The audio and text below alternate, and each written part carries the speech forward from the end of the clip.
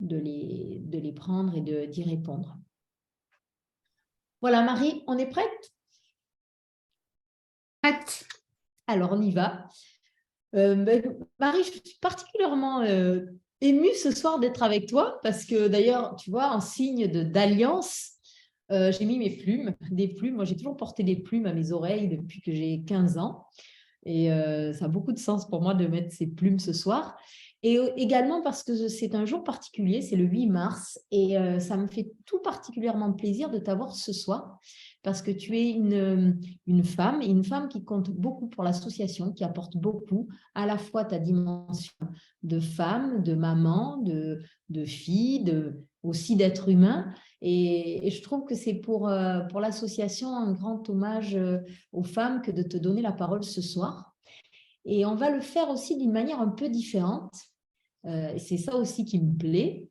C'est que tu nous parles très souvent du psychotraumatisme parce que tu es toi-même psychothérapeute dans la prise en charge des psychotraumas et de manière reconnue et tu as une grande expérience dans ce domaine-là. Donc, tu partages beaucoup d'expériences depuis maintenant quelques années au sein du Point Rose. Mais ce soir, on ne te reçoit pas vraiment pour parler de psychotrauma, en tout cas pas de prime abord. On te reçoit pour parler de... Alors, ce n'est pas vraiment un livre, c'est un coffret. Un coffret, moi j'adore les coffrets, j'en ai plein. Et je suis ravie quand tu m'as offert ce coffret, j'étais ravie. C'est un coffret qui s'appelle La médecine des animaux et qui comprend à la fois un petit livret d'accompagnement que tu as rédigé avec 2 autres personnes dont tu vas nous parler et un coffret de cartes, de très belles cartes qui sont illustrées par chaque fois des visuels d'animaux de toutes sortes, hein, à plumes, à poils, à écailles. Et chacune a également un nom qui n'est pas un nom commun ou familier pour nous. Par exemple, celle-là, qui est le renard, s'appelle, alors moi je lis la coque. Mais ça se dit Wagouche. Voilà. Donc, c'est ça aussi qui est intéressant, c'est qu'à la fois tu nous parles de ces cartes, du choix de ces visuels, du choix de ces noms, du choix des personnes avec lesquelles tu as travaillé à la réalisation de ce coffret, et également aussi de l'utilisation que l'on peut faire de ce coffret de cartes et de leur livret d'accompagnement, sachant que la médecine des animaux, le titre, moi, me parle beaucoup, m'interpelle, c'est en quoi les animaux peuvent être une source d'enseignement qui nous aide à prendre en charge peut-être ou même à soigner des souffrances physiques, des souffrances psychiques. Alors, j'avais noté cette très belle phrase qui se retrouve au dos du coffret, qui nous dit « Quels que soient les animaux, qu'ils aient des plumes, des poils, des écailles, les animaux ont quelque chose à nous apprendre, ils ont tous un rôle à jouer, ils nous parlent de nos douleurs, tant physiques que psychiques, et nous aident à travers leur médecine. » Et toi-même, quand on a décidé de faire cette conférence, tu m'as dit, la médecine des animaux, elle peut être de 2 sortes. Il y a la médecine qu'ils portent en eux et qui est une source d'enseignement, mais il y a également celle que l'on comprend à travers eux. Et je voudrais commencer cette conférence en te demandant comment on passe du psychotraumatisme à la médecine des animaux, ou peut-être comment on mène de front les deux, parce que je crois savoir que ce n'est pas consécutif, c'est des choses que tu as toujours travaillé bien avant et que tu continues à travailler en parallèle de ta pratique de psychothérapeute. Alors, merci beaucoup pour toute cette introduction qui a complètement du sens et puis qui est dans la continuité de mon travail. Je voulais commencer ce soir, en effet, par faire le pont entre le psychotrauma et ce coffret-là, et puis parler de notre humanité, en fait. Souvent, on me pose la question de est-ce que je dois consulter? Comment je sais quand je vais mal? Par exemple, souvent, les parents du Point Rose s'inquiètent pour les fratries, pour les frères et sœurs. Est-ce qu'ils doivent aller consulter? Quand est-ce qu'on doit s'inquiéter? C'est souvent des questions qui sont posées et qui posent la question, en effet, de où commence la médecine et qu'est-ce que je pourrais bien aller travailler chez un thérapeute. Alors, je voulais commencer par définir ce qui constitue l'entrée en pathologie et qui nécessite une consultation. Ça va être notre capacité à nous adapter et notre capacité à entrer en relation qui vont être déterminantes dans ce qui va faire sens et dans ce qui va devoir être consulté à un moment donné. C'est-à-dire que lorsqu'on n'arrive plus à s'adapter, ou beaucoup plus difficilement, lorsqu'on n'arrive pas ou plus difficilement à entrer en relation, alors là, ce sont des éléments qui vont nous alerter et nous dire, là, il y a un problème et peut-être qu'il va falloir que je fasse appel à la médecine. Et ces éléments d'adaptation, ces éléments de relation, finalement, elles sont assez subjectives, elles sont assez labiles pour chacun, hein, parce que qu'est-ce qui fait qu'on s'adapte, qu'est-ce qui fait qu'on ne s'adapte pas, si on cherche toujours à ce que les autres s'adaptent à nous, si on cherche toujours à ce que c'est l'autre qui a un problème, c'est la relation, tout ça, finalement, on ne peut définir la pathologie que dans l'interrelation.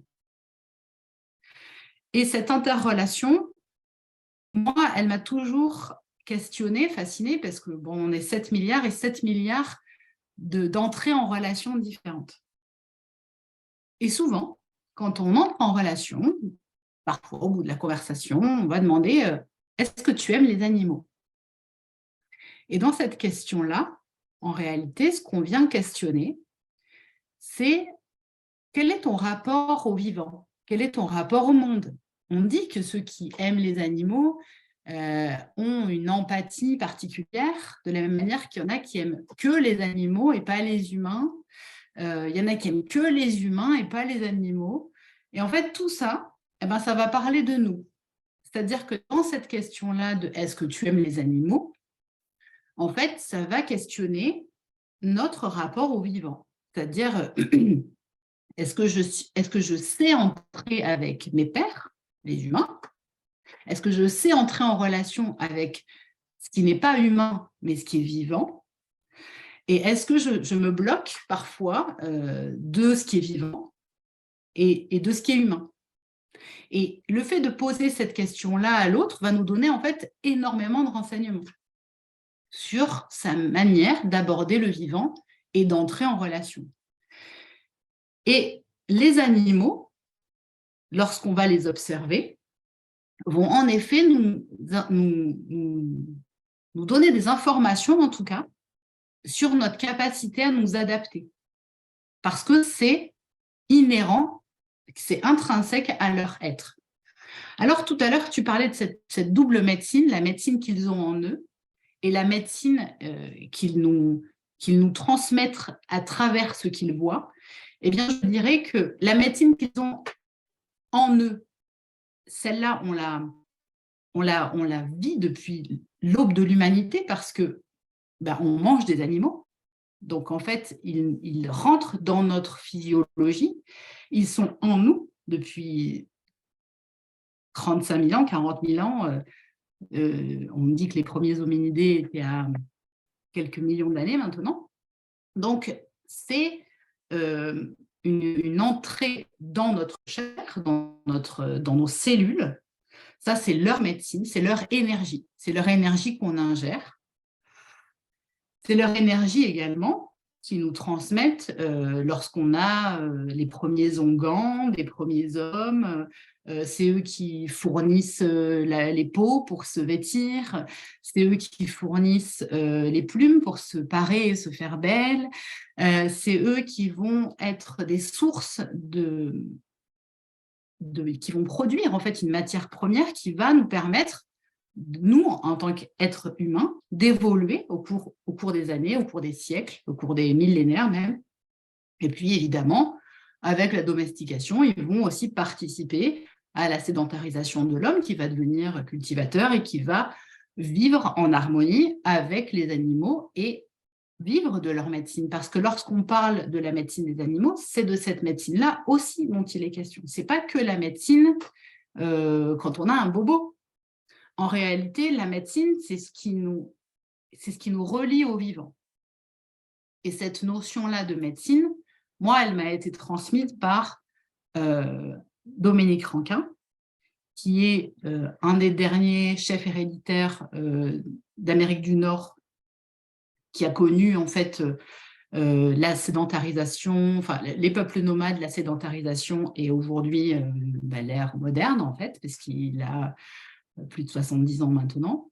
Et donc, il a connu cette transition des Indiens comme on les imaginait avec les tipis, la vie nomade, une vie dans les bois, uniquement dans les bois, vivre de la chasse, de la pêche, de la cueillette, beaucoup surtout la cueillette, avec des migrations en fonction des saisons.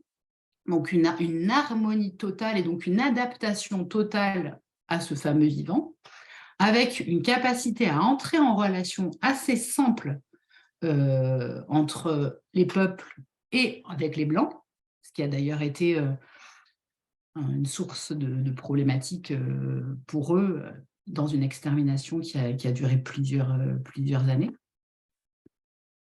Et donc, il m'a transmis, enfin, il m'a donné cette vision-là de la médecine. Et cette vision-là me correspond parfaitement. C'est-à-dire que moi qui viens de médecine, de psycho, j'ai traîné mes guêtres dans les hôpitaux, dans les universités, etc. Il y avait une dimension dans la médecine occidentale, j'entends, qui me manquait. Et je n'avais pas forcément envie non plus de la quitter, parce que c'est une médecine à laquelle je crois profondément, qui est une médecine qui sauve des vies, qui apporte un confort de vie et une espérance de vie pour l'humanité qui est inégalée aujourd'hui et qui préserve, et notamment, pour parler aujourd'hui, faire le pont avec ce que tu as dit sur la journée de la femme, qui préserve aussi beaucoup la femme. C'est-à-dire que la médecine nous a permis d'accoucher en sécurité, de donner la vie en sécurité, de pouvoir apporter du soin à nos enfants. Et on le sait que pour le féminin, ce sont des notions qui sont importantes, qui sont essentielles, évidemment pour le masculin aussi, mais comme c'était la journée du 8 mars, c'était de faire quand même un aparté là-dessus. Et donc, cette médecine-là, moi, j'y crois profondément. Je ne suis pas du tout de celle qui la dénigre ou qui la range au rang d'un quelconque archaïsme. Pas du tout. Je pense que les médicaments doivent être pris par moment et que c'est très bien qu'on puisse en avoir et c'est très bien qu'on puisse bénéficier de cette science-là. Mais c'est vrai qu'il y avait une dimension, on va dire, plus reliée au vivant, plus spirituelle, plus métaphorique aussi, qui me manquait.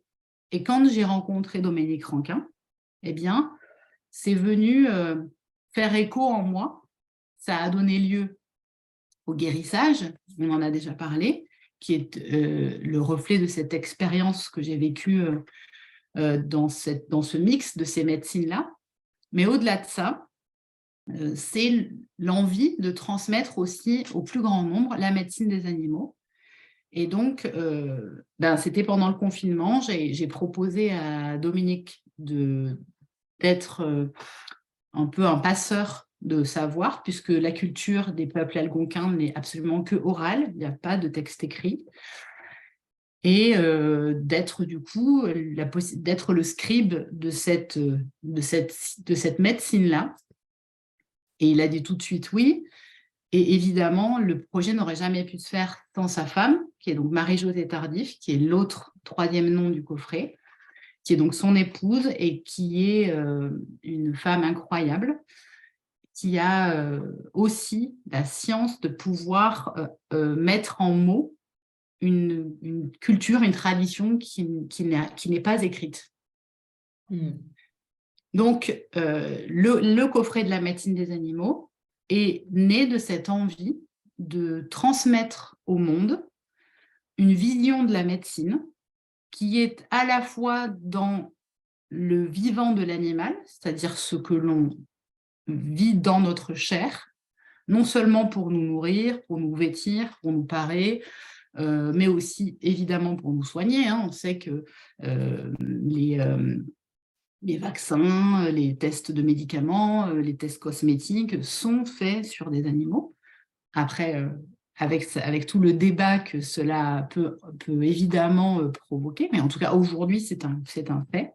Et donc il participe à notre survie et à notre vie, mais également dans leur rapport d'adaptation et de relation, où ils nous enseignent énormément de choses, parce que, à la différence de nous, ils ne portent pas le même regard sur eux.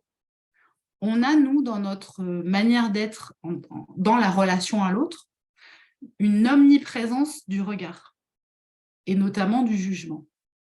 Du fait de leur animalité, ils ont un rapport très différent au regard de l'autre. Moi, j'ai un chien. Quand il me regarde, je suis la déesse sur la terre, quoi. J'ai l'impression d'être une espèce de rockstar absolue. Il m'aime, mais il m'envoie des cœurs dans les yeux en permanence. Et je trouve que ce regard-là, il est bouleversant de sincérité, de beauté, de bienveillance, et ça fait un bien fou à l'âme. Et souvent, cette phrase dite par Dominique Rankin, c'est vrai que si je dis Chaumis, c'est lui, c'est parce qu'on l'appelle Chaumis, parce que Chaumis, ça veut dire grand-père dans son langage, et donc c'est le nom qu'on lui donne tous, donc on l'appelle tous Chaumis. Donc si je dis Chaumis, Comis, c'est ça? ça s'écrit Comis, mais ça se dit Chaumis. Chaumis, d'accord. Et donc si je dis Chaumis, c'est de lui dont je parle. Et en fait, il dit que ce sont des grands professeurs. Et j'aime en fait cette idée de ne plus être au centre du vivant, mais de faire partie du vivant.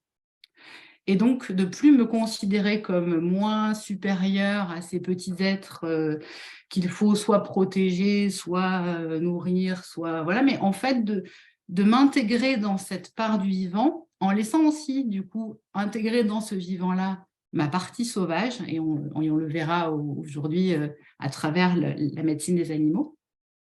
Et donc, dans cette partie du vivant-là, me connecter aussi à ma capacité de m'adapter et d'entrer en relation. D'accord. Donc, tu as dit la médecine des animaux, donc le terme, pour toi, ça veut dire la relation au vivant. Oui. Nous relie au vivant. Donc, oui. Ce n'est pas médecine au sens médical, c'est médecine au sens plus chamanique, qui est la relation au vivant. C'est bien ça? Oui, tout à fait. Et en fait, dans leur tradition, le mot médecine est très souvent employé.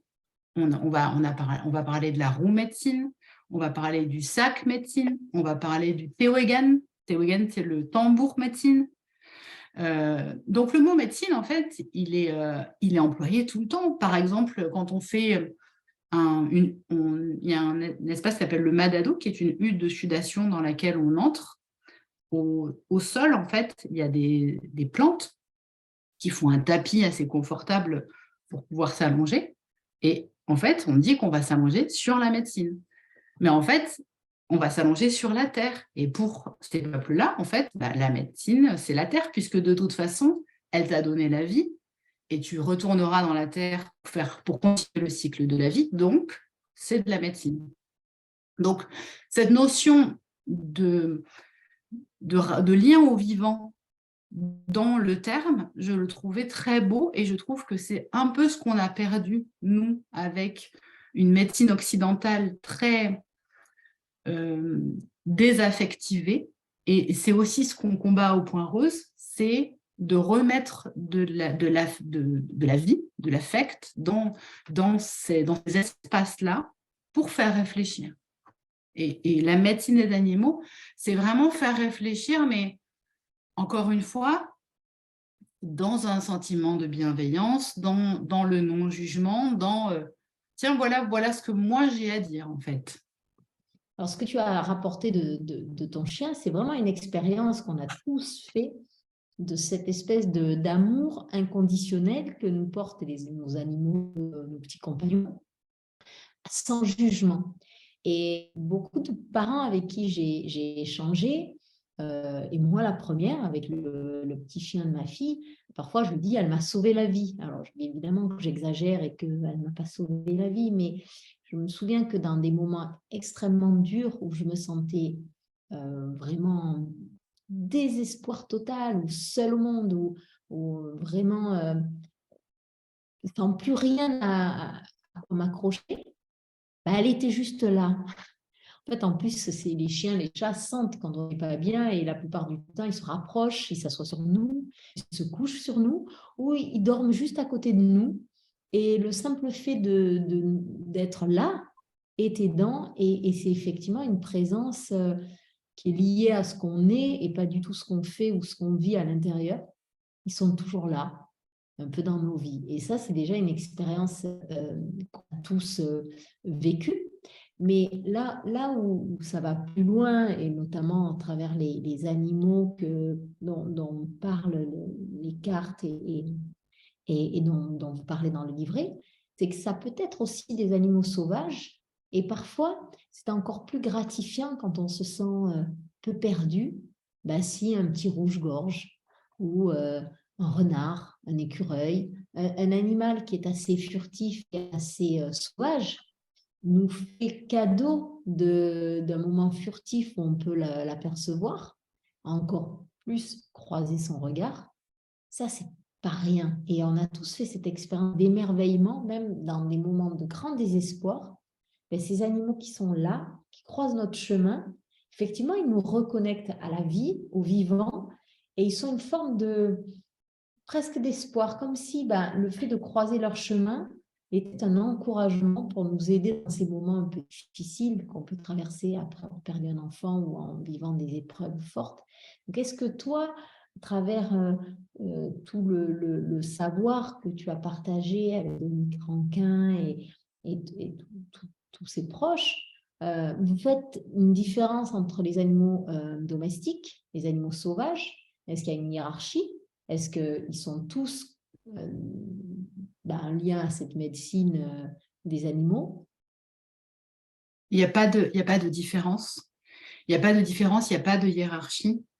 On ne fera pas de différence entre un animal sauvage et un animal domestique parce que dans leur culture, en fait, ils parlent avec tous les animaux.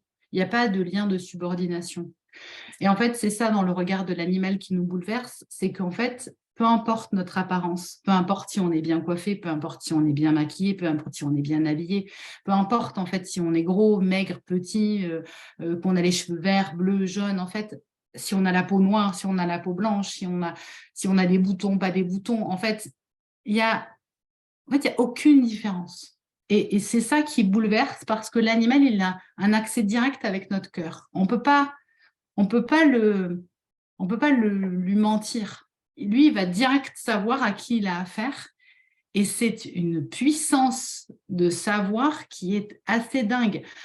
Moi, mon chien, de temps en temps, vient au Point Rose et il se comporte, mais comme il ne fait jamais... Enfin, il a des attitudes avec les parents du Point Rose qu'il n'a qu'avec les parents du Point Rose. Et évidemment que je ne lui ai jamais dit ah ben là, on va au Point Rose.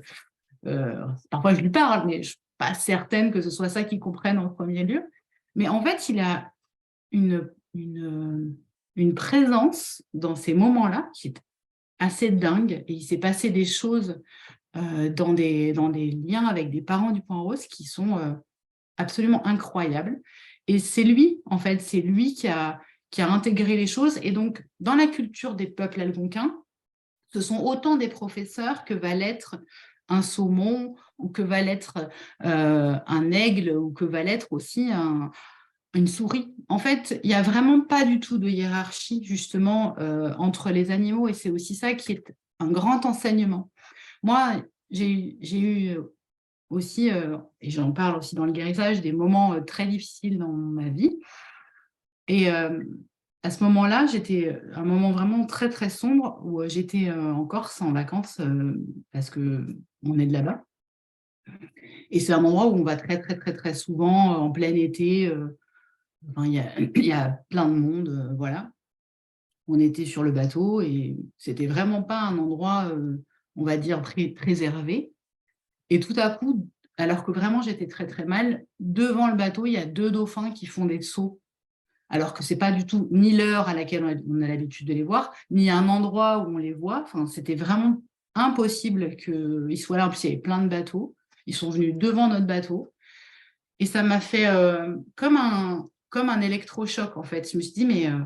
et ça m'a fait pleurer parce que je me suis dit, ils sont en vie. Enfin, ils ont une vie qui peut être aussi une vie de tumulte. Ils vivent dans des mers parfois déchaînées, avec du bruit autour, avec des pertes des proches, avec une insécurité absolue. Et puis là, ils sont devant ton bateau et puis ils sautent comme ça. Et la même journée, on rentre de cette journée et c'est en plein après-midi, là, je vois un hibou sur le poteau électrique face à ma maison, alors que j'en ai jamais vu là. Et j'en ai jamais revu depuis, en pleine journée. Il me regarde. Et là, je me dis, là, ça fait beaucoup. Et c'est ce jour-là où j'ai décidé d'aller prendre des médicaments parce que j'avais vraiment... c'était pas tenable, en fait. Et donc, j'ai commencé, on va dire, un parcours de guérison. Et les animaux sont vraiment des vecteurs de guérison. Parce que, comme tu l'as très bien dit, ils vont se rapprocher de nous, ils vont nous manifester leur amour et leur attachement pour les animaux domestiques, quels qu'ils soient. Mais les animaux sauvages vont être des sources d'inspiration tellement puissantes dans leur métaphore. Je vais juste vous proposer à un moment donné, là, si vous êtes OK, d'imaginer que vous êtes en train de fermer les yeux, vous êtes dans une forêt quelque part, dans la Drôme. La nuit commence un peu à tomber, il y a un feu autour, on est tous autour du feu, on est en cercle. Et puis il y a un grand monsieur, un vieux monsieur, qui est là, qui vous parle dans une langue que vous ne connaissez pas très bien, même pas du tout, qui parfois prend son tambour et se met à chanter. Et vous vous dites, qu'est-ce que je fais là ? C'est un endroit un peu mystérieux, il y a des arbres autour, il y a le feu, il y a des gens que je ne connais pas autour, tout autour en cercle. Et puis, Cocoon, sa femme, Marie-Jo, va passer auprès de chacun de vous et puis elle va vous donner un petit papier. Elle va vous proposer de piocher un petit papier dans un bol. Alors, chacun tend la main dans le bol et pioche un petit papier. Et puis, le cercle se termine, vous avez tous votre petit papier autour, et puis sur le papier, en fait, il y a écrit un mot, mais vous ne savez pas ce que c'est. Et moi, la première fois que j'ai eu ce mot-là, j'ai eu le mot Mikinak. Mikinak. Je ne sais pas ce que ça veut dire, je ne sais pas à quoi ça correspond. Et je suis là avec mon petit papier Mikinak, dans une forêt, dans la Drôme, avec des gens qui ne parlent pas ma langue, un feu autour de moi. Et là, on me dit, dis-moi ce que tu as comme mot et je vais te faire deviner. Alors, je dis Mikinak. Et là, Chomis me regarde et il me dit, alors, tu es un animal qui incarne le début du monde. Tu portes le monde autour de toi et tu sais te mettre en sécurité. Tu as comme médecine la lenteur et tu apprends à ralentir. Tu es un grand professeur parce que tu as une puissante connexion à l'eau et à la terre. Et pour les peuples algonquins, tu es l'animal qui se connecte à la direction de l'Est dans la roue médecine et qui signe un début de commencement. Et là, je me mets à pleurer parce que je me dis, c'est la tortue. Et je me souviens que 20 ans avant, j'étais allée en Polynésie et que pour me faire tatouer en Polynésie, j'étais allée voir un tatoueur traditionnel qui m'avait dit « Ok, Nous, ces tatouages traditionnels, ça veut dire qu'en fait, tu décides pas ce qu'on te tatoue. C'est pas les tatouages à la mode, tu ne viens pas avec un papier. En fait, nous, on est des tatoueurs polynésiens, en l'occurrence des îles Marquises, donc un marquisien. Il m'a dit, moi, je t'explique, on va discuter. D'abord, je vais voir si je te tatoue, parce que peut-être je ne vais pas te tatouer. C'est moi qui vais décider l'endroit, et c'est moi qui vais décider ce que je te fais. OK. Et là, on part. On discute, je lui explique. Et à l'époque, je n'étais pas du tout comme ça. J'étais une pile électrique tout le temps, excitée à faire 3 millions de choses. Alors, je fais toujours 3 millions de choses, mais beaucoup, beaucoup moins qu'avant. Et puis, il me regarde, il me dit, c'est bon, je te tatoue. Et il décide de me tatouer juste en bas du dos. Et donc, pendant le temps du tatouage, je ne sais pas ce que j'ai. Et à la fin du tatouage, je regarde et il me tatoue une tortue, une grosse tortue en bas du dos. Et je vois la tortue, je me dis, non mais en fait, il n'a pas compris ce que je lui ai dit, en fait, parce que moi, la tortue, ça ne veut rien dire pour moi. Enfin. Et il me dit, tu sais, tu es porteuse de sagesse et tu as une puissante énergie féminine et tu as une grande énergie créative en toi. Et là, je l'écoute, je me dis, bah, je ne crois pas, mais bon, ok. Bon, c'est fait, de toute façon. Et puis, j'oublie, parce que comme elle est en bas de mon dos, je ne la vois pas. Donc, en fait, je sais que je suis... Comme une coquille. Oui, je sais que je suis tatouée, évidemment que je le sais, mais même parfois, ça m'arrive quand je me sèche avec ma serviette de me sursauter parce que je vois un truc noir dans mon dos. Tellement je oublie que j'ai été tatouée. Et là, dans la Drôme, tout à coup, je tire Mikinak et là, je me dis, encore? C'est pas possible, en fait. Il y a un truc, c'est incroyable. Et là, la médecine entre en moi, la médecine de la tortue. Et vraiment, c'est un enseignement très puissant. Et à chaque fois qu'on a eu des stages, à chaque fois, on a rencontré un animal différent. Et tous les animaux qui sont venus me rencontrer ont transformé ma manière d'être au monde. Mikinak, la tortue. Carte. Alors, c'est la première enseignement des animaux. Et si tu montres les cartes aussi, tu as au dos ce symbole-là qui est ce qu'on appelle la roue médecine et qui est le symbole de la roue médecine avec les 4 directions. Donc, il y a l'Est en jaune, le Sud en rouge, l'Ouest qui est noir et le blanc qui est le Nord. Et donc, ces 4 directions sont les 4 directions qui vont être porteuses de l'enseignement de la roue médecine et qui vont tous nous donner un sens dans notre vie. Et donc, les 4 animaux de la roue médecine, c'est la tortue à l'est, l'aigle au sud, l'ours à l'ouest et le bison au nord. Et donc, évidemment, dans le coffret de la médecine des animaux, on va retrouver ces 4 animaux, mais on va en retrouver bien plus que 4, parce que quand on tire les petits papiers, on en a environ une 40aine, et on les retrouve dans nos enseignements-là. Et puis, ce qui m'a bouleversée aussi, c'est que je ne m'attendais pas du tout à ce que la tortue soit un animal d'enseignement des peuples d'Amérique du Nord. Donc, je ne voyais pas en quoi ça allait pouvoir se connecter. Et en fait, à travers ça, j'ai compris que les peuples autochtones, en fait, étaient porteurs de la sagesse de l'humanité. C'est-à-dire qu'en fait, du fait de leur nomadisme, ils viennent de tout horizon et ils ont intégré dans leur culture, en fait, des sagesses qu'on retrouve dans tous les peuples autochtones. Il y a la présence de l'enseignement de la tortue, chez les aborigènes, chez les Dogons, évidemment chez les Polynésiens. En fait, en Chine, en fait, tous les peuples autochtones vont être porteurs à peu près de ces mêmes symboles. L'aigle est sur le drapeau des États-Unis, c'est le symbole des Américains, alors que c'est le symbole des peuples indiens. Donc, ils se sont appropriés, ils ont intégré, ils ont ingéré la médecine de l'aigle en dominant le peuple qu'ils ont exterminé.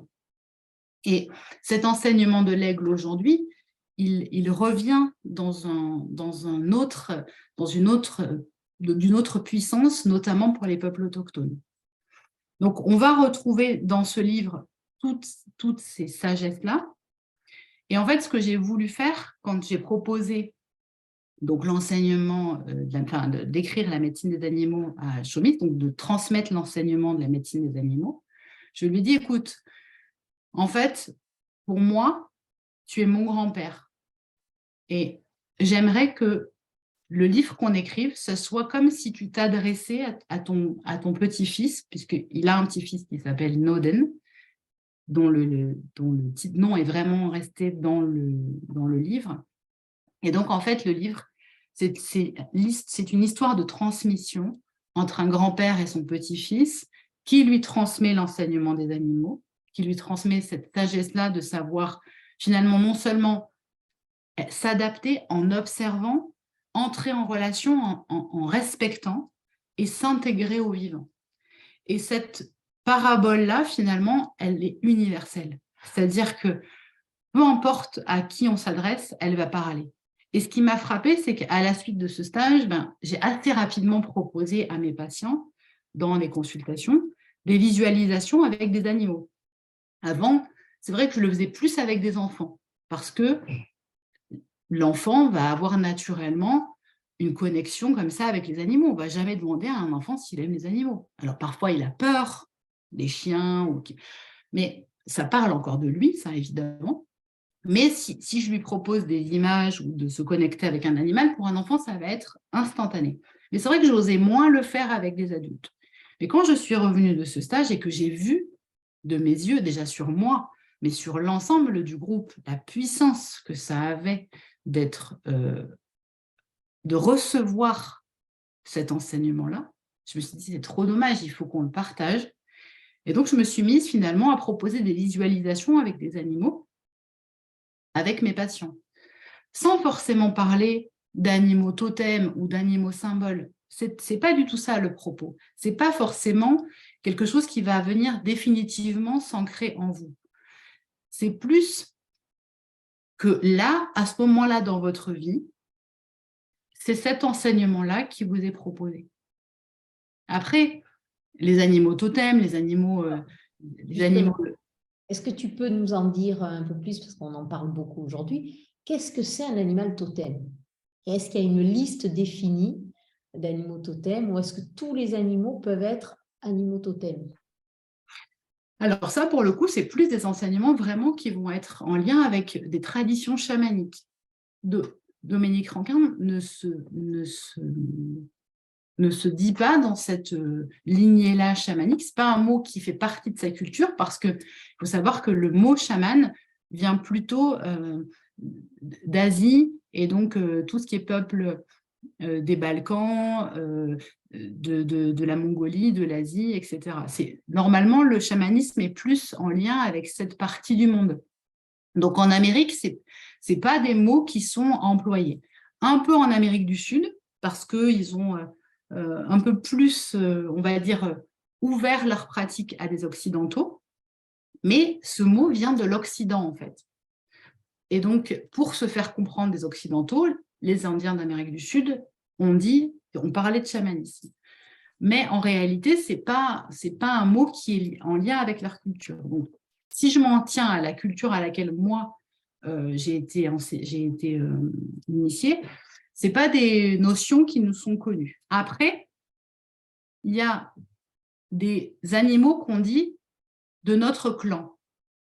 C'est-à-dire que on a quand même une base de ce qui nous définit dans notre profond, dans notre rapport justement à la relation à l'adaptation, dans notre caractère, dans notre manière d'être, qui va être en lien avec qui va pouvoir faire écho avec une caractéristique d'un animal. Et donc, moi, je fais partie du clan des loups, par exemple. D'ailleurs, j'en ai un autour du cou. Et c'est quelque chose qui va...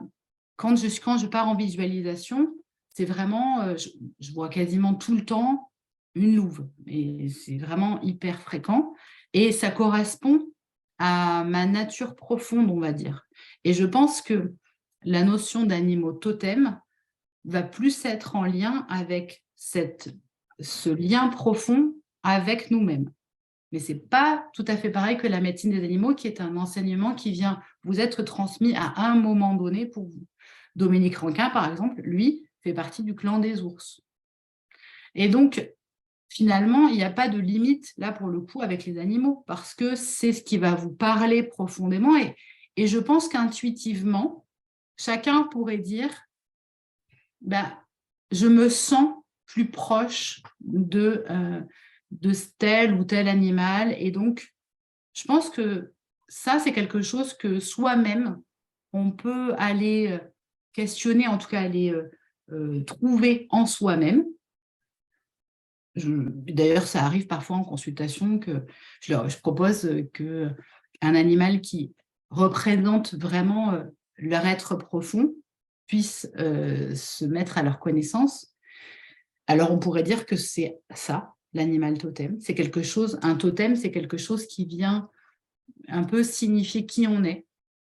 Alors que la médecine des animaux, elle, nous donne un enseignement. Elle nous apporte quelque chose de différent. Et moi, je sais que pendant de très, très nombreuses fois, j'ai été habitée par la médecine de l'aigle, on dit Megizi en langue algonquin, et je l'ai reçue de très nombreuses fois. Et à chaque fois, c'était dans des moments où j'avais besoin de cette sensation de détachement et de prise de hauteur.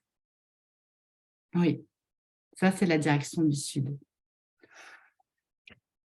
Alors, effectivement, dans ce que tu dis, donc l'animal totem, j'ai compris un peu que c'était un peu un animal presque tuteur, ou en tout cas essentiel dans notre lien, dans notre propre représentation et lien au vivant.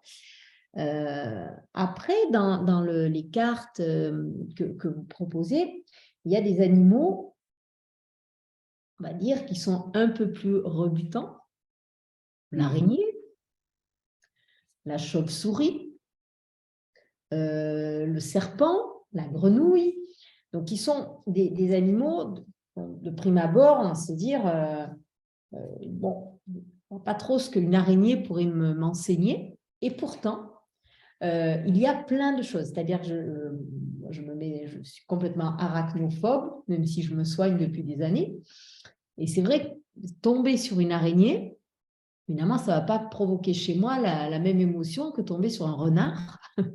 Croiser le chemin d'un renard ou même si j'ai appris à cohabiter avec les araignées, voilà. En quoi ces animaux qui, justement, dans ce qu'ils sont ou dans notre imaginaire, nous font peur ou même créent des phobies, peuvent être aussi source d'enseignement? Ben justement, en fait, c'est... alors, je viendrai à l'araignée après parce que ça vaut le coup de transmettre cet enseignement, mais je vais d'abord parler de quelque chose qui m'est arrivé à moi. Bon, les serpents, ce n'est pas non plus mon truc absolu. Hein. Je n'ai pas particulièrement une passion pour les serpents. Et un jour, en fait, je vais en stage. Moi, j'y vais quand même assez régulièrement. Et c'était un stage qui était un stage en silence. Donc, on devait ne pas parler pendant tout le stage. Et j'étais arrivée en stage avec beaucoup de colère parce que j'étais en des choses à régler. Parfois, ça arrive dans la vie. Donc, j'étais arrivée avec beaucoup de colère à ce stage-là. Et avant de commencer le stage, on avait la possibilité de discuter avec Chaumite, avec Dominique Rankin. Et donc, je lui pose la question de, finalement, comment on fait quand on a toute cette colère et que on n'a rien pour la sortir parce que la personne ou ce qu'on porte en nous de colère n'existe plus. Et donc, on se retrouve avec cette colère et qu'on peut porter aussi parfois quand on a vécu des drames d'injustice, de la perte d'un être cher, où on sent comme ça qu'on est porteur d'une colère, mais qui finalement ne peut pas s'exprimer. C'est creux, en fait. Sans arrêt, on va venir l'alimenter parce que il n'y a pas d'exultoire à cette colère. Et on se retrouve prisonnier dans notre colère. Et puis, Dominique Rankin, Chaumis écoute ma question, puis il me répond complètement à côté. Donc, rien à voir avec ma question, quoi. Et donc, je repars avec ma colère à mon stage en silence, avec clairement aucune réponse. Et à ce stage, je me suis retrouvée avec Kinébic, le serpent. Et là, je me dis, non, mais c'est une blague, en fait. C'est une blague. C'est-à-dire que je me retrouve là en silence avec un serpent, un truc que je n'aime pas. Pour travailler sur ma colère, merci, quoi, parce que l'autre, il est muet. Donc, en fait, tu aurais pu me donner un ours, genre un truc qui crie, tu aurais pu me donner un truc qui puisse me décharger, quoi. Là, je me retrouve avec un machin que personne n'aime, qui est à même le sol, et qui crie pas, et qui fait pas de bruit. Et donc,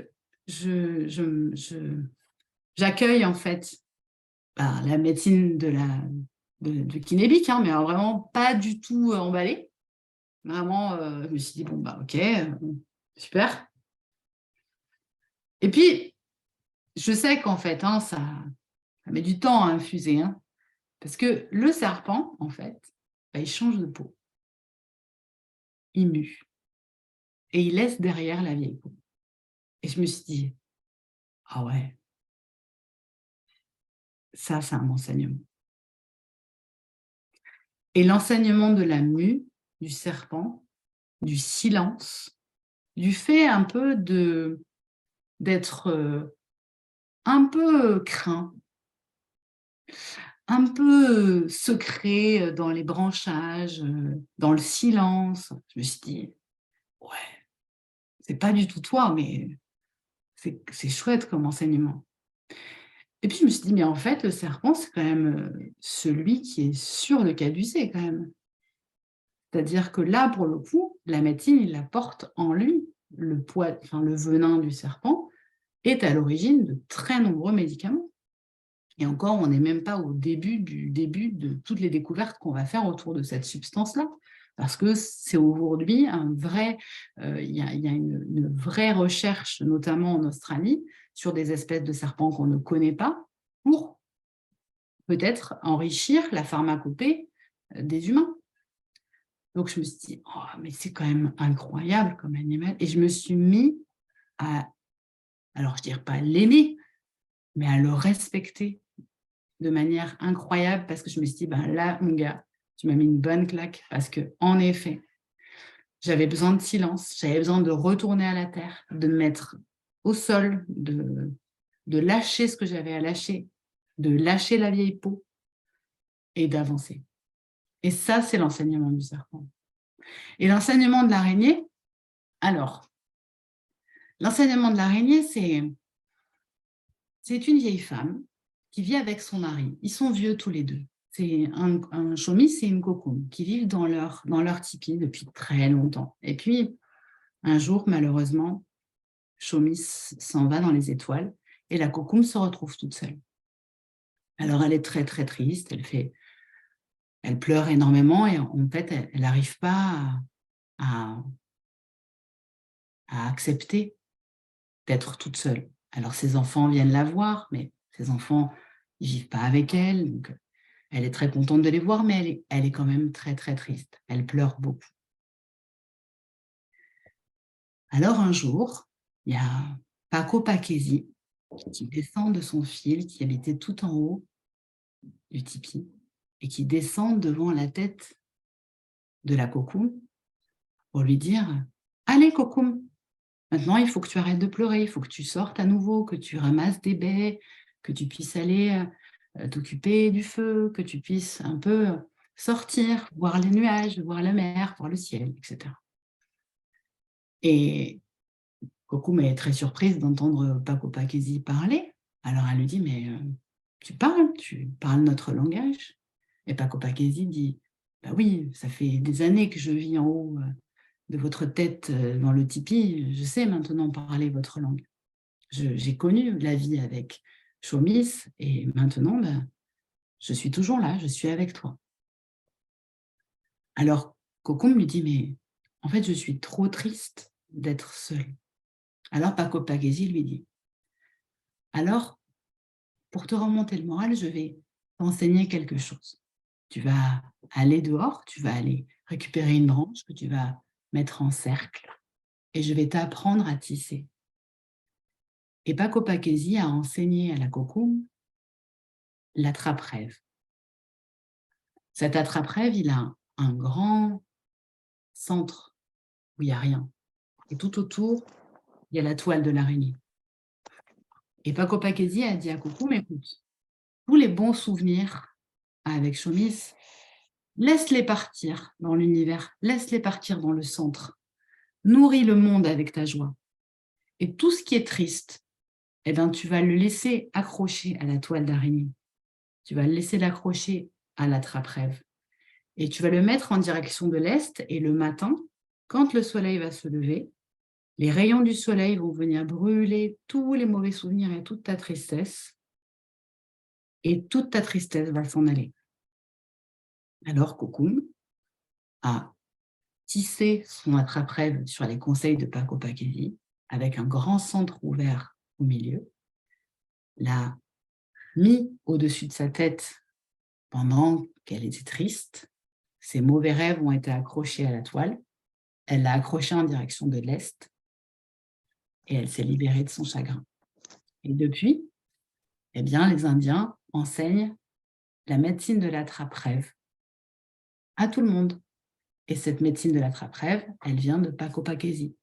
Parce que Pakopagezi, elle apprend à se libérer de la tristesse. Elle apprend aussi la patience, parce qu'il faut beaucoup de patience pour faire une toile. Et surtout, elle apprend à jamais rien lâcher, parce que quand tu lui défais sa toile, eh ben, elle recommence. Elle est patiente, elle est tenace, elle est courageuse, et elle enlève les tristesses. Alors, c'est un bel animal médecine. Bon, ben, je vais regarder les araignées autrement. Mais en fait, c'est vraiment ça, l'enseignement de la médecine des animaux. C'est de voir les animaux autrement. Moi, j'adore l'enseignement d'Abigogish. Abigogish, c'est la petite souris. La petite souris, c'est pareil. Tu te dis, mais qu'est-ce que c'est que cet enseignement-là? Mais la petite souris, elle a peur de rien. Elle va dans le noir, elle va dans ce qui est sale, elle va là où c'est moche, elle va là où c'est des débris, elle va partout, la petite souris. Abigogish, elle a peur de rien. La bigogiche, elle sait aussi très très bien se débrouiller seule et dans le groupe. Elle enseigne à la fois l'indépendance et à la fois l'interdépendance. Et puis, elle est d'un courage incroyable. Elle est aussi un petit peu... Elle sait se donner tout. Elle sait être importante pour elle. Elle va prendre ce dont elle a besoin. Elle va venir te voler le bout de fromage, même si c'est dangereux, elle va venir le faire parce que c'est important pour elle, parce que ça participe à sa survie. Donc, elle t'apprend un peu à être, un peu sortir des sentiers battus, à être courageuse, à ne pas avoir peur du noir, à ne pas avoir peur de te salir, à avoir peur de rien.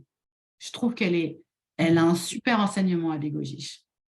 Et quand elles ont des ailes, les souris, et qu'elles volent la nuit, les petites chauves-souris, moi j'aime bien, mais je reconnais que c'est un petit peu déstabilisant. C'est Papa Konagish.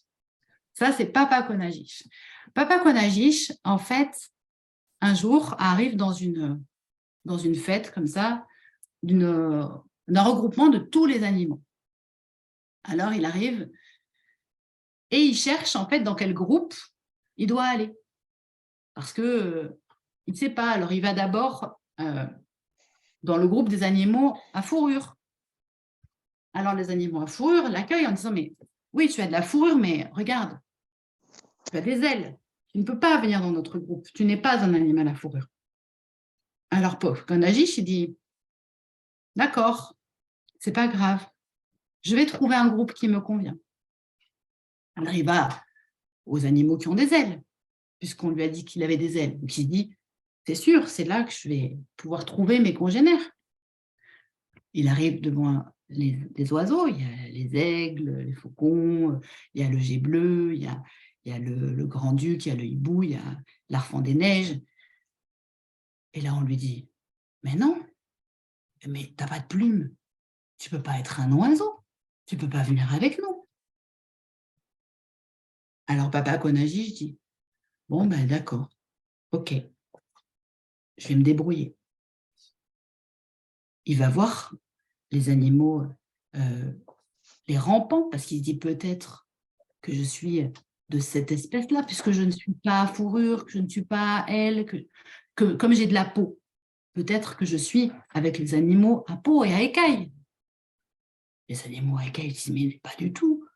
Mais regarde, tu as des ailes, tu as des pattes, tu as de la fourrure. Tu ne peux pas être un animal à écailles, tu ne peux pas être un rampant.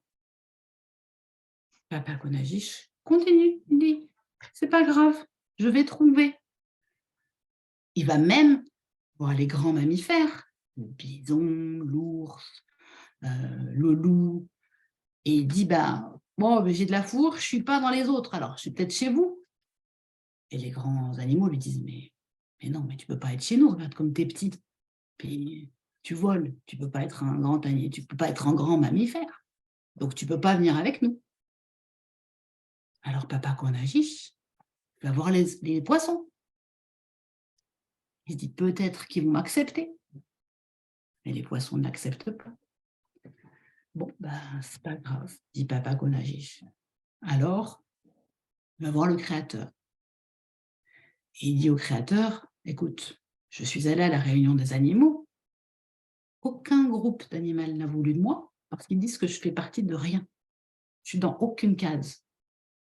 Alors, j'ai une demande à te faire, c'est que je veux vivre la nuit. Comme ça, j'embêterai personne, je verrai personne et je serai tranquille dans mon monde à moi. Alors le créateur lui dit, tu sais, si je fais que tu vas vivre la nuit, tu ne pourras plus jamais revenir pour vivre le jour. Tu vas faire que vivre la nuit. Non, mais je suis d'accord parce que de toute façon, je n'ai aucun ami, aucun groupe d'animaux ne veut de moi, donc je préfère vivre la nuit. Alors le créateur accorde à Papa Konajish de vivre la nuit pour qu'il ne soit pas confronté aux autres. Parce que c'est un animal qui, du coup, n'arrive pas à entrer en relation avec les autres animaux. Et donc, il se met à vivre la nuit. Sauf qu'en fait, la nuit, il s'ennuie. Alors, parfois, il se met à pleurer. Et un jour, il y a un grand orignal qui passe et qui entend pleurer et qui dit « Qu'est-ce que c'est que ce bruit ?» Et il voit Papa Konajish en train de pleurer. Il lui dit « Qu'est-ce que t'as ?»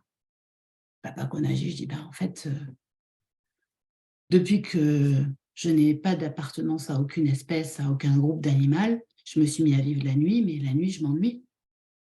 Parce que je suis tout seul, parce qu'il n'y a personne qui vient la nuit.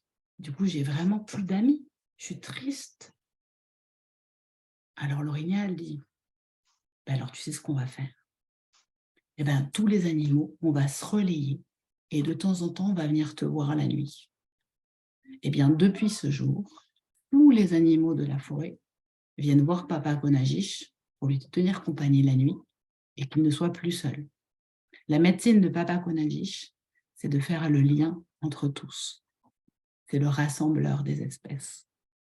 Parce qu'il n'appartient à rien et que du coup, il appartient à tout. C'est très beau. Merci beaucoup. Alors, j'ai envie de te poser plein de questions et puis je sais que certains parents ont des liens particuliers avec certains animaux parce que ça leur fait penser à leur enfant ou parce que la symbolique de cet animal est importante. Alors, j'ai envie de parler du papillon. Le papillon qui est un animal qui déjà dans l'étymologie, c'est le même mot qui désigne l'âme et le papillon. Et c'est la métamorphose, c'est vraiment un animal qu'on est heureux de voir, surtout quand il se pose près de nous. Alors, est-ce que tu veux nous en dire un petit mot? C'est l'animal de la transformation. C'est l'animal de la métamorphose, comme tu l'as dit. C'est l'animal qui symbolise le fait qu'après on a besoin d'une lutte intense pour pouvoir déployer nos ailes. Et notre âme va vivre intensément cette phase de transformation du papillon pour ensuite pouvoir s'envoler. En fait, c'est pas dans le livre là, mais ce qui m'avait frappé, c'est que quand une chenille s'enveloppe dans un cocon pour faire sa chrysalide, en fait, eh bien, en fait, pendant cette phase-là, elle se transforme en papillon. Et à la fin de la transformation, en fait, le papillon va devoir lutter contre la chrysalide pour pouvoir la déchirer et pour pouvoir s'envoler. Ben, si on ouvre la chrysalide à ce moment-là du papillon et qu'on l'aide, eh ben, il ne peut pas s'envoler parce qu'il n'a pas suffisamment enregistré de force dans ses ailes pour pouvoir survivre au bourrasque. Donc, il faut que le papillon sorte seul de sa chrysalide pour qu'il puisse avoir suffisamment de force pour voler dans le vent. Mais je trouve ça incroyable comme enseignement. C'est la vérité, hein. C'est pas une parabole. Mais évidemment qu'on en fait tout de suite une parabole. C'est-à-dire qu'à un moment donné, on est seul dans ce qu'on est en train de vivre, dans le fait de tirailler contre le cocon pour pouvoir, à un moment donné, espérer s'envoler, on est seul. Ben oui. Et en fait, ça, c'est l'enseignement du papillon. C'est l'enseignement de la puissance du papillon, de Méméco, qui nous apprend la transformation, en fait. Et c'est vrai que dans des groupes, les personnes qui ont eu Méméco sont des personnes qui étaient dans des phases de leur vie où c'était très, très, très, très juste. C'est-à-dire qu'aussi, ce qui est puissant dans cet enseignement-là, c'est d'être d'un coup percuté par une sagesse à laquelle on ne s'attendait pas. Et c'est ce qui est très beau, c'est voilà, de recevoir l'enseignement, comme je l'ai dit, du serpent, de la petite souris, de l'araignée, de la grenouille, comme tu l'as dit. Et en fait, on est très surpris par ces enseignements-là, parce que évidemment qu'on ne s'y attend pas, que tout le monde voudrait avoir le loup, tout le monde voudrait avoir voilà, les animaux un peu classe, comme je dis. Et d'un coup, tu te retrouves avec le porc-épic, quoi. Oui. Je te dis, ok, super, merci, quoi. Qu'est-ce que je vais faire avec ce porc-épic? Mais en fait, c'est pareil, c'est un animal qui est d'une force incroyable. D'abord, c'est avec ces aiguilles qu'on a le plus de substances de médecine faites par les femmes, justement, là, pour le coup. Donc, c'est aussi des aiguilles de couture. Hein, donc, elles servent à fabriquer des vêtements, elles servent à se soigner. Mais le porc-épic, en fait, eh ben, il ne peut pas mettre de sac à dos sur son dos. Il ne peut rien mettre sur son dos. C'est un grand professeur de lâche tout, en fait. Laisse, tu ne peux pas le mettre. Pars. Et puis, c'est des animaux solitaires. Donc, ils apprennent aussi à accueillir notre part de solitude, notre part sombre. Ils se mettent en boule et puis ils sont tranquilles, en fait. Donc, ils nous apprennent aussi à accueillir cette part-là de nous-mêmes qui est nécessaire parfois. Alors, je vais prendre une dernière carte avant de peut-être passer à d'autres questions. Parce que pour nous aussi, c'est un animal tellement symbolique au point rose, parce qu'il y a le petit prince, Pasquinès, le renard. Et que tu peux nous donner la médecine du renard. Ouagouche. Ouagouche, c'est le clown de la forêt. C'est avec les bébés renardeaux que les petits enfants indiens jouent énormément. Ils sont très, très, très, très proches. Ils étaient proches des tribus indiennes. Ils vivaient dans les tipis. Ils venaient jouer à l'intérieur. On l'appelle le clown de la forêt parce que en fait, il il a une grande proximité avec les humains et son enseignement, c'est vraiment d'accueillir la joie, D'accord. la médecine de la joie. C'est pas la représentation habituelle qu'on peut se faire du Non. renard comme le sage du Petit Prince, ou le renard rusé du roman de renard. Il est malin, le renard, mais il est surtout, dans cette culture-là, en tout cas, très... c'est un sage. Tous ces animaux-là sont des grands sages. Parce que, qu'est-ce qu'il y a de plus puissant que la joie? En fait, la joie est c'est notre Graal à tous. Tout le monde veut ça. Tout le monde veut être joyeux. C'est tellement rare et compliqué. On se laisse tellement envahir par des choses qui pourraient être secondaires. Le renard, il nous enseigne aussi l'essentiel, la vie, le jeu, le sourire, de prendre du plaisir, retrouver le plaisir de jouer. C'est une puissance incroyable. C'est un grand sage, le renard. Alors, bon, il y a beaucoup d'autres cartes, d'autres animaux.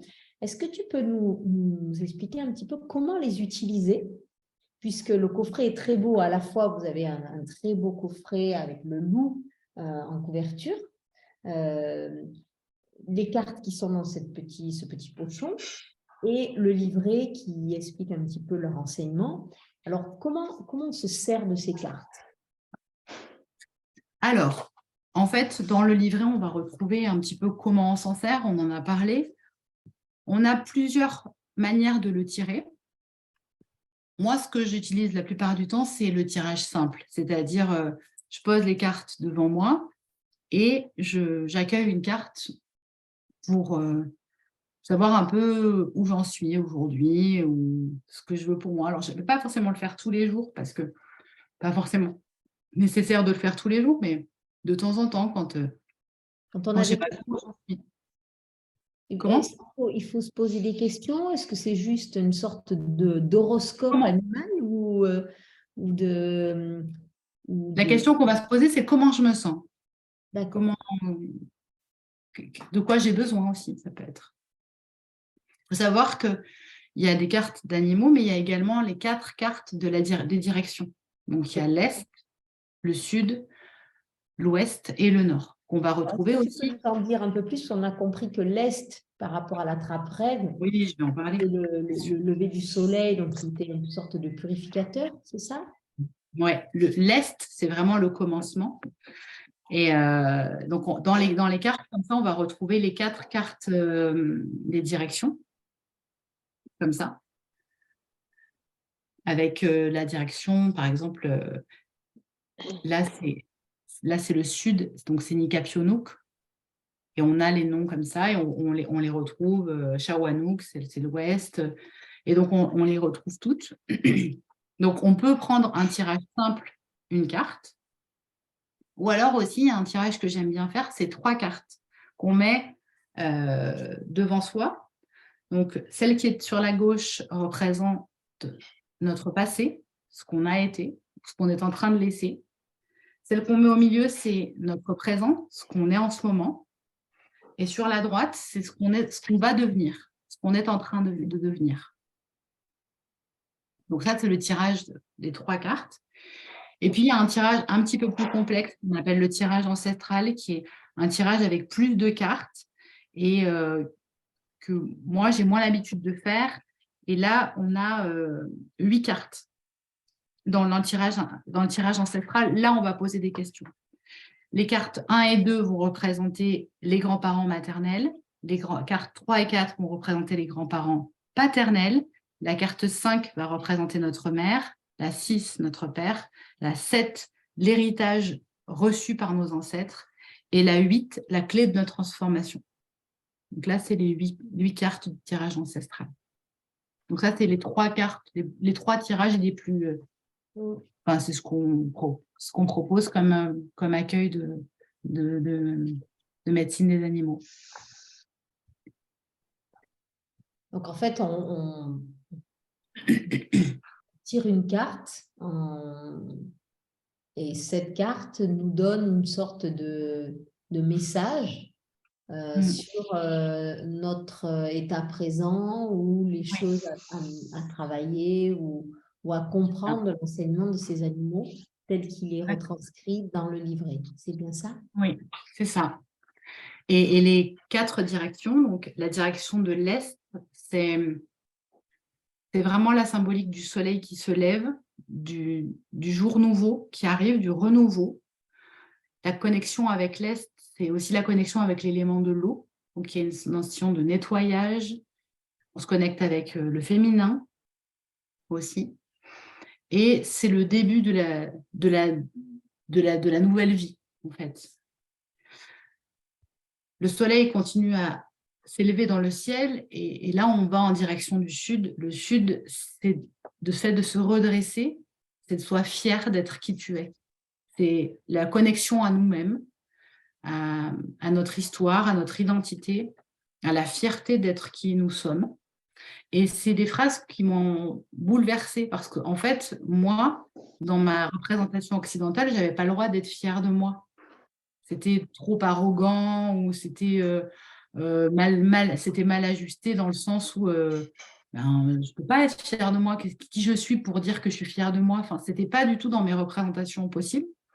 Et avec l'enseignement de Chomis, en fait, je me suis dit, ben oui, en fait, je peux très bien être fière de moi. C'est pas parce que je suis fière de moi que forcément j'écrase les autres ou que je suis pas fière des autres aussi, en fait. Enfin, c'est pas moi ou les autres. Encore une fois, c'est ça aussi la médecine de la relation. C'est que je peux très bien être fière de moi et être fière des autres et être fière de... Enfin, c'est de s'autoriser finalement à rayonner. Ça, c'est l'enseignement du Sud. Le Sud, c'est l'enseignement aussi de l'aigle. Moi, je l'ai eu de très, très nombreuses fois, l'enseignement de l'aigle, parce que c'était quelque chose qui était important d'apprendre à la fois prendre de la hauteur, de la distance, du détachement, et à la fois aussi savoir trancher quand c'est nécessaire. Ça, c'est l'enseignement du Sud. Et puis, arrive la fin de la journée, le soleil qui se couche tranquillement, et là, on va regarder le coucher du soleil en direction de l'ouest. Et là, c'est un petit peu plus compliqué, l'ouest.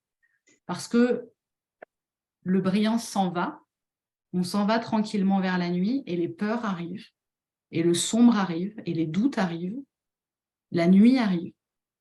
Et quand on regarde un coucher de soleil, il y a une espèce de nostalgie qui arrive de « Ah, c'était bien la journée, qu'est-ce qu'il va y avoir demain en fait ?» Il y a les peurs qui arrivent du lendemain. Et cet enseignement de Shawanouk de l'Ouest, c'est aussi l'acceptation, d'accepter de lâcher prise. C'est la puissance de l'acceptation du lâcher prise et c'est l'enseignement de l'ours. L'ours, il nous enseigne à la fois à hiberner et à la fois à rayonner, à être à la fois dans une forme de force et de violence, parfois de brutalité, et en même temps une espèce de grosse douceur qu'on a envie de cajoler avec la pure douceur de l'ours en peluche. Et l'ours incarne en fait à la fois la force et la douceur, et c'est ce que demande l'acceptation. C'est très dur d'accepter. Et en même temps, c'est nécessaire pour aller tranquillement vers la nuit, parce que la nuit, c'est la direction du nord et des étoiles. Et quand on accueille l'enseignement des étoiles et du nord, c'est qu'on est dans la paix, dans la guérison, parce qu'on sait que ces étoiles qui sont là autour de nous, bah, c'est notre famille, c'est nos proches, c'est nos ancêtres, c'est nos enfants, c'est nous. On est une poussière d'étoiles, on fait partie du tout, on a intégré l'amour dans notre vie et on incarne la puissance de la sagesse du bison. Le bison, il n'a pas d'ennemi.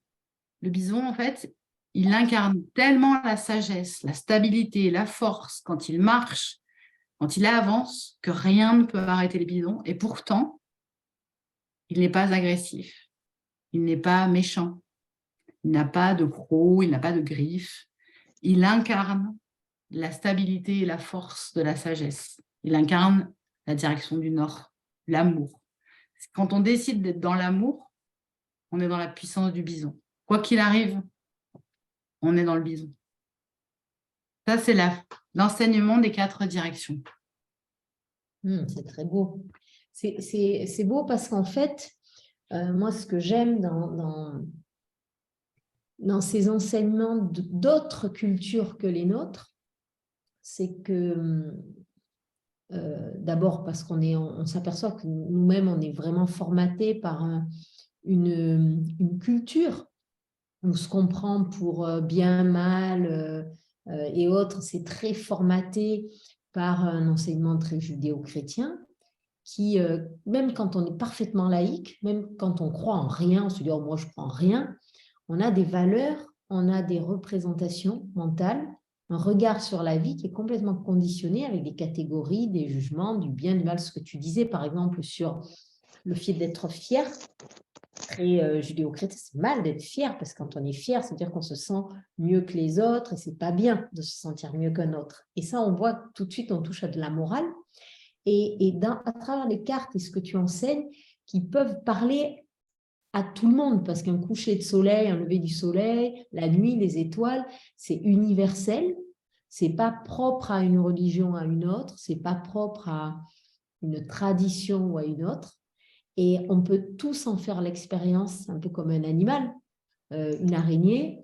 qu'on l'aime ou qu'on l'aime pas, qu'on en ait une phobie ou pas, on a tous fait l'expérience d'être un peu fasciné par cet animal dans sa toile, et pareil pour d'autres animaux. Et donc, je trouve qu'il y a une vraie dimension assez universelle, de bon sens aussi, qui peut nous permettre d'ouvrir la porte d'une dimension qui pourrait être, comment l'appeler, si elle est spirituelle ou si elle est une dimension un peu autre que celle vraiment cartésienne, terre à terre qu'on peut avoir, mais qui est complètement connectée à un enseignement très terre à terre, justement, parce que les animaux, c'est bien le terrestre, c'est bien quelque chose d'éminemment concret, et il y a une sorte de bon sens de cet enseignement très terrestre, très concret, très animal, qui peut nous parler peut-être davantage que certains enseignements, ou en tout cas qui peuvent être un chemin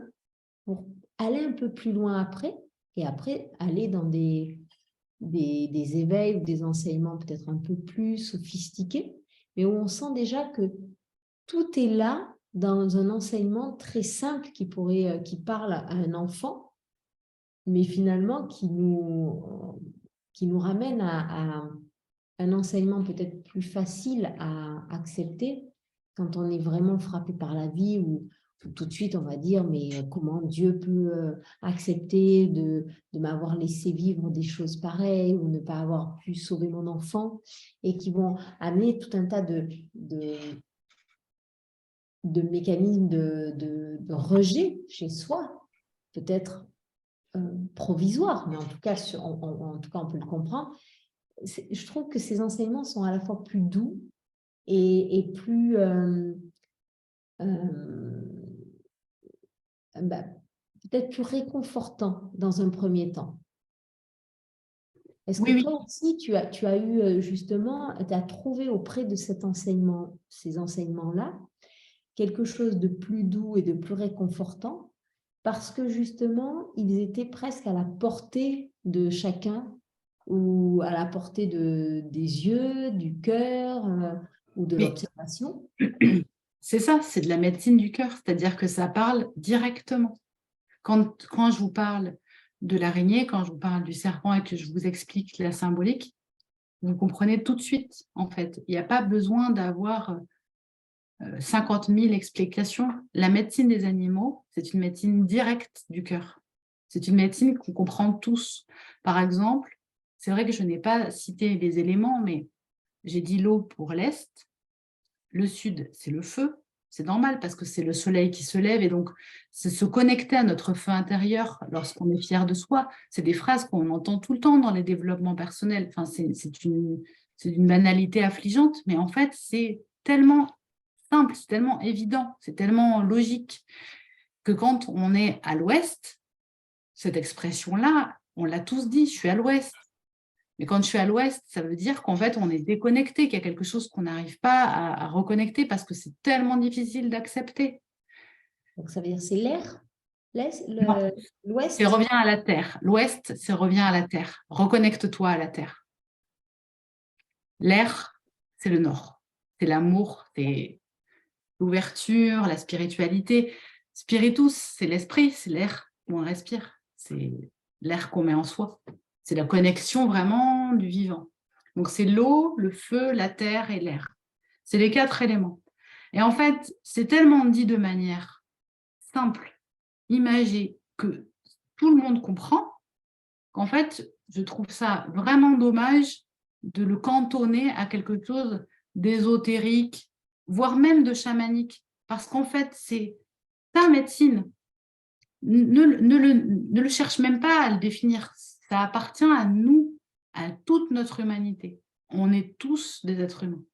Donc, ça, on le porte en nous tous.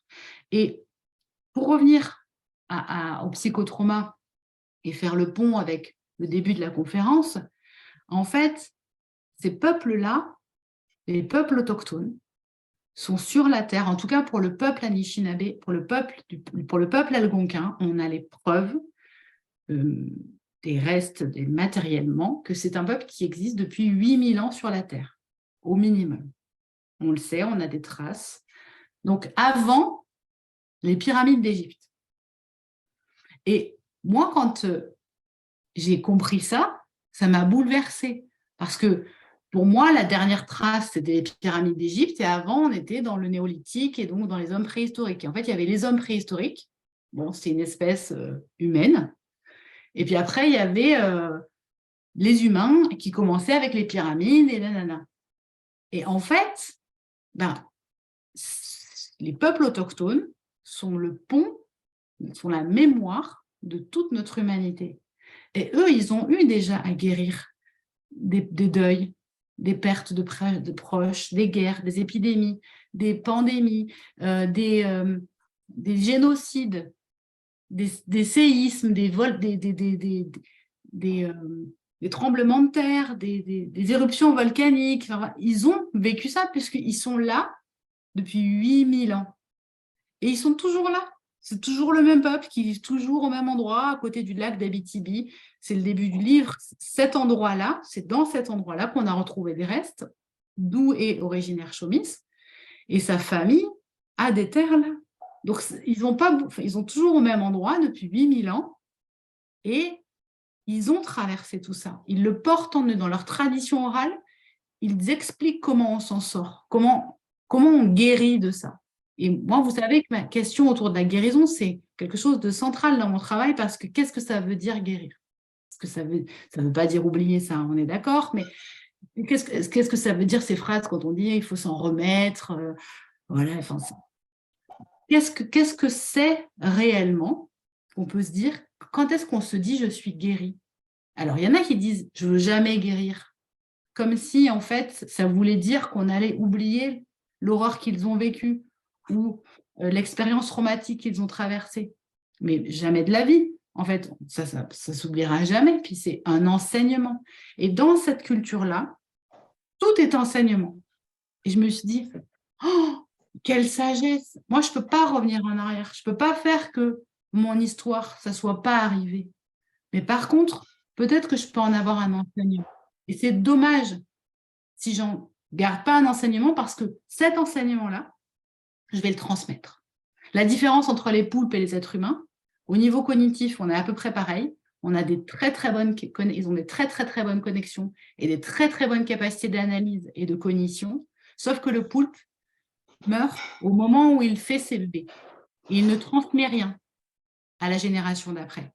Et bien donc, le poulpe est le poulpe dans l'eau, avec aucune compétence, et les êtres humains qui ont à peu près les mêmes compétences que les poulpes sont 7 milliards avec des villes, avec des fusées, avec des voitures qui volent, etc. Et en fait, la différence entre nous, c'est la transmission. C'est-à-dire que cet enseignement qu'on a reçu de nos expériences traumatiques, ben on se l'est transmis. Et du coup, c'est une richesse qui est fait la richesse de notre humanité. Et c'est trop dommage de ne pas la transmettre. Oui. Merci beaucoup, Marie. Alors, c'est tellement riche que je ne sais pas par quoi terminer, parce que je ne voudrais pas on est arrivé au terme de la conférence et et ouvrir un nouveau sujet. Alors, je ne sais pas si tu as peut-être envie de terminer sur un animal, un enseignement, un conseil. Peut-être tirer une carte pour nous. Allez, on va tirer une carte. Je vais me plier à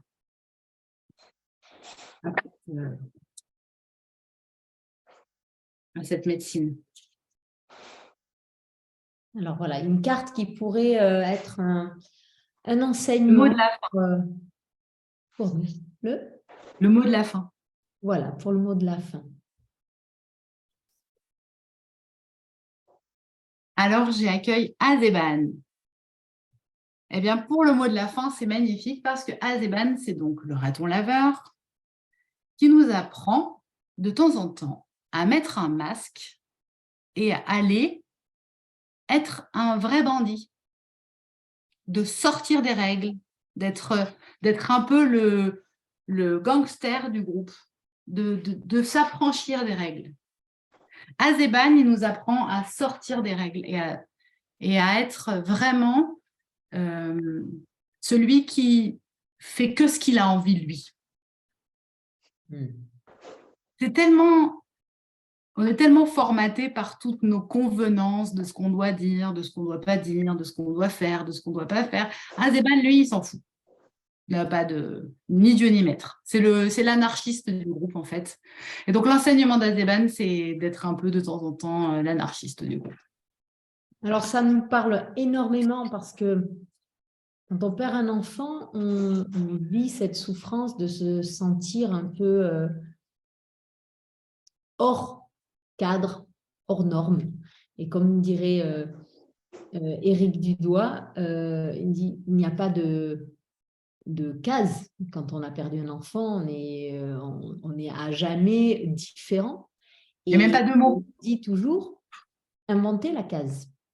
C'est accepter qu'on sera pour toujours différent, hors norme, et d'accepter de l'être, et peut-être d'être cet éclaireur, d'être ce petit raton laveur qui va justement, parce qu'il n'a pas trop le choix, parce que de toute façon, la case ou le rail qui était le sien, il a un peu déraillé et il est un peu hors norme, et du coup, peut-être créer sa case, créer son rail, et qui sait si les autres suivront pas peut-être le nôtre de rail et arrêteront de chercher à nous faire rentrer dans le leur. Ça pourrait être le mot de la fin.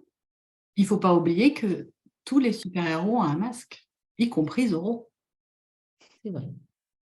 Alors, on va être tous des pirates en laveur et te remercier très, très fort. Merci beaucoup, Marie.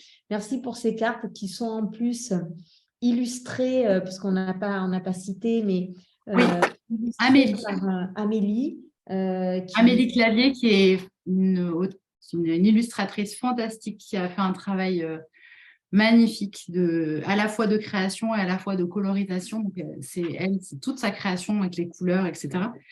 Et elle a fait un super travail. En fait, on a vraiment eu un travail tous les quatre. Ça a été un vrai moment de richesse et je pense que ça se ressent.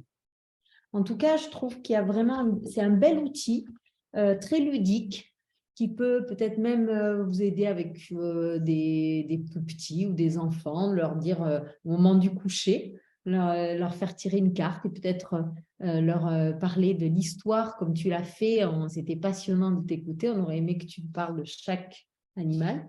Et voilà. Et en tout cas, je vous souhaite de prendre beaucoup de plaisir autant que j'en ai pris à découvrir ces cartes et pourquoi pas à les insérer dans votre peut-être pratique ou votre presque hygiène quotidienne, de dire tiens, je suis un peu perdue aujourd'hui. Qu'est-ce que pourraient m'enseigner les animaux et quel animal je tire aujourd'hui pour m'accompagner dans cette journée. Donc, en tout cas, un grand merci encore et à très bientôt. Et merci d'être toujours disponible pour le Point Rose et pour tous nos parents que tu aides tellement. Merci beaucoup, Marie. Merci beaucoup. Merci à vous. Merci pour ton beau partage. À bientôt. Merci. À bientôt.